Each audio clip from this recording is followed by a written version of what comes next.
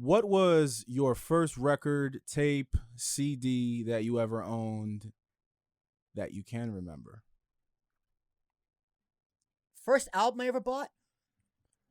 Like you vividly remember Yeah, I remember. having this album, Yeah. listening to this album. Oh, yeah. For me, it's between two. I can't actually remember. I know there's things that I had that my parents had gotten me, but I mean that you went to the store. Oh, with my own money?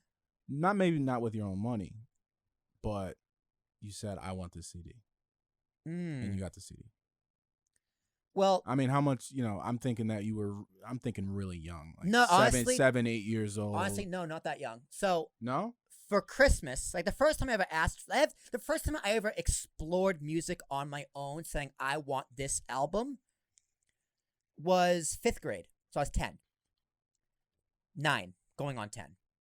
Okay. And I told my dad I wanted these albums. It was American Idiot, Green Day, Demon Days, Gorillaz? Yeah. 10. But I think Demon Days came out when you were in 7th grade. No, 5th grade. You sure? Yeah, 100%. It wasn't 2007? 2005. 2005. Yep. 10, Pearl Jam. And this is embarrassing, Nickelback. Whatever album Photograph was on. Yeah, you can laugh. I'm laughing. I'll admit it. I'm laughing because I'm not a rock guy, but I know enough to know that it's funny that Nickelback is on your list. Dude, I liked Nickelback. Not gonna lie. I was a big fan of Nickelback. I'm trying to remember the album. I'm Googling it right now. 2005. A lot of people discount them, do not consider them to be like all the right reasons. A real rock band. Yeah, all the right. No, okay. It's popular to hate Nickelback. It's definitely trendy to hate Nickelback. Like, why do people hate Nickelback? Because the internet says it's funny to hate Nickelback.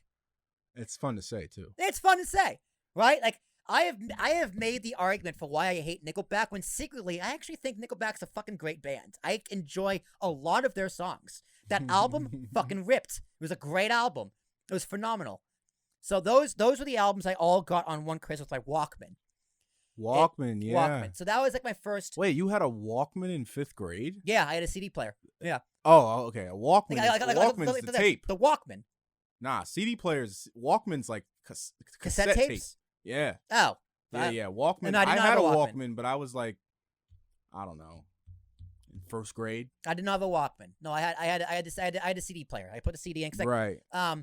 We took after Christmas. The next day we got on it. I grew up in Boston. Came down to Jersey. My dad's side of the family. So I listened to Green Day like twice on that whole album. Twice. On the way down until it died. But that first album I actually bought with my own money off like iTunes. You used iTunes. You weren't a pirater? I didn't say that. But it wasn't available because I really wanted the album. It was either 1,000 Suns, Linkin Park, which was like 2009, 2010, or Eminem's Recovery album. Okay. You were like kind of a late bloomer compared to my story. Yeah, no, music, because like and I was already pirating like heavy by 2005. Yeah, we'll talk off air about me and pirating. I don't want to incriminate myself. Pirating's illegal. I think there must be a statute. They're like, I'm gonna get like a bill for like $50 from like Warner Brothers, dude. UMG, dude. I'd be in big trouble. Let me tell you, Pirate Bay. Exactly. That's exactly what I was talking about. Pirate Bay into. I had a Views. massive library. Views, yeah, massive. I'm talking. And it's a shame because like there was a point, there was a crossover point where your library didn't matter anymore with the birth of streaming, which kind of sucked because there was a lot of good music in that massive collection of music that I had, both CDs and hybrid, getting other ways. So what was your first album? And tell me why it was Sean Paul. How did you know that? Dude, I hope it wasn't Sean Paul. I fucking hate it was Sean like Paul. Sean Paul used to be really good. It was the album of Get Busy, which was a major international. Was it really hit. Sean Paul? That was just a straight out of left field guess. Yeah, it was either Sean Paul or probably 50 Cent. Get the fuck out of here. Get Rich or Die Trying. which was also a legendary album that is worth its salt and has stood the test of time. Both of those albums. Yo, I love 50. Get Rich or Die Trying, Wangsta, In the Club, Patiently Waiting, featuring Eminem. What Up Gangsta? I mean, that album was bulletproof. What up, gangsta? What up, gangsta? All that. But Sean Paul, Dirty Rock was the name of the album. I think it was one of those two. Honorable mention, but I didn't go and get that because it was already in my house. Of course, I stole it from my dad. Was Michael Jackson Thriller. I used to listen to that on repeat in 5th grade. Hell yeah. Also Gorillaz in 5th grade. A lot of Gorillaz. Dude, I still love the Gorillaz. A lot of G Unit in 5th grade as well. I still love the Gorillaz, dude. But yeah, 2000. That was 2002. That's when I was introduced to hip hop. Oh, and then My Chemical Romance. 3 Cheers for Sweet Revenge was another album in 2005 because it had like that around there. 4th, 5th grade was when I discovered that's when I discovered my own music. Like before that, it was just I just never listened to music. It was whatever my mom played in the car, which was a lot of just mom music. Mom music. And then like Aerosmith, which kicked ass, which was great. Aerosmith, yeah. Yeah, it was just that kind of music. It was 02 for me. And then from there, I started making mix CDs. You familiar with the group The Fugees? Lauryn Hill, Wyclef Jean. I know Wyclef. Yeah. The name sounds familiar.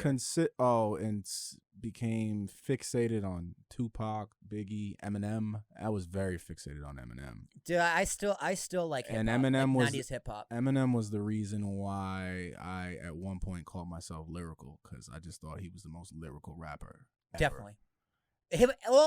And he'd say the craziest tongue twisters. He was just all about lyricism. He'd say like, beef with me, I'ma even the score equally. Take you on Jerry Springer and beat your ass legally. And I'm like, oh, I like that. I like that. Like, I like those kind of tongue twistery rap bars. Eminem was big for me. He's probably the smartest with lyrics, but I think someone like Nas is the most fluid.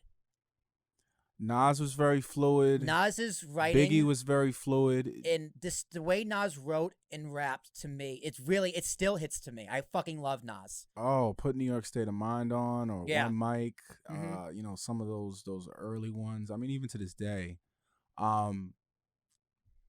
Believe it or not, and this is not really a believe it or not, but some people think he's overrated, which I feel like they haven't really listened. Jay-Z. I fucking hate Jay-Z. I know. Because Jay-Z is like, he's a guy that